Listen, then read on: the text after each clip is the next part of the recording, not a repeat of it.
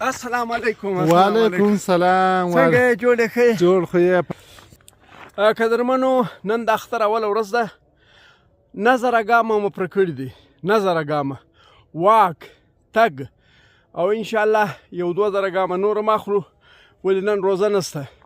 بل دا دی چې 40 منټه پوره 40 دقیقې زه لمر ته هم کښېنستلی یم. صحت، روغتیا، په دې به کمپرومایز نه کوئ. که د اختر ورځ وي، که د جمعې ورځ وي، که خدای مه کوه په کور کې مړی هم سوی وي، تاسې به دغه خپل واک پوره کوئ. له هغه بعده به جنازه اخلئ، مړی به ښخوئ. نه به یې د فاتحې په ورځ پرېږدئ، نه به یې د اختر په ورځ پرېږدئ. د واک ژوند دی. دا د سلو ناجوړي علاج دی. دا تا له دواو خلاصوي، دا تا له ډاکټره خلاصوي.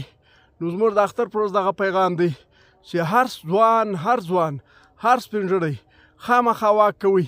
واک عادت جوړ کړئ. لکه دا واک دی شی دی لکه نشه چې یارې په اموخته سولې بیا یې نه سوه پرېښولی.